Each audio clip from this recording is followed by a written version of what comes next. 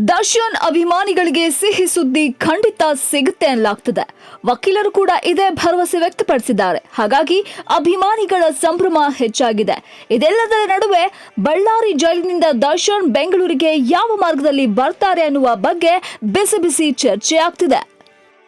Helicopter ಮೂಲಕ ದರ್ಶನ್ ಬಳ್ಳಾರಿಯಿಂದ ಬೆಂಗಳೂರಿಗೆ ಬರ್ತಾರೆ. ಈಗಾಗಲೇ ಹೆಲಿಕಾಪ್ಟರ್ ಬುಕ್ ಮಾಡುವ ಪ್ರಯತ್ನ ಶುರುವಾಗಿದೆ. ಅದಕ್ಕಾಗಿ ಅನುಮತಿ ಪಡೆದುಕೊಳ್ಳುವ ಕೆಲಸ ಕೂಡ ಆಗ್ತಿದೆ.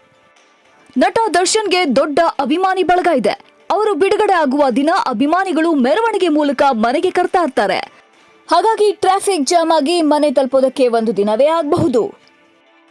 ಈಗಾಗಲೇ ದರ್ಶನ್ ಜೈಲಿನಲ್ಲಿ ಸಂಕಷ್ಟ ಎದುರಿಸುತ್ತಿದ್ದಾರೆ. ಆರೋಗ್ಯ ಸಮಸ್ಯೆಯಿಂದ ನೋವನ್ನ ಅನುಭವಿಸುತ್ತಿದ್ದಾರೆ. ಇನ್ನು ರಸ್ತೆ ಮಾರ್ಗವಾಗಿ ಬಂದ್ರೆ ಅಭಿಮಾನಿಗಳು ಮುತ್ತಿಕೊಂಡು ತಡವಾಗುವ ಸಾಧ್ಯತೆ ಇದೆ.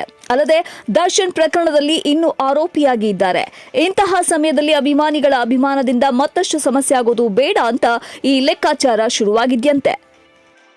ಭದ್ರತೆ ದೃಷ್ಟಿಯಿಂದಲೂ ದರ್ಶನ್ ಅವರನ್ನ ಹೆಲಿಕಾಪ್ಟರ್ನಲ್ಲಿ ಕರೆತರೋದೇ ಲೇಸು ಅಂತ ಆಪ್ತರು ತೀರ್ಮಾನಿಸಿದ್ದಾರಂತೆ.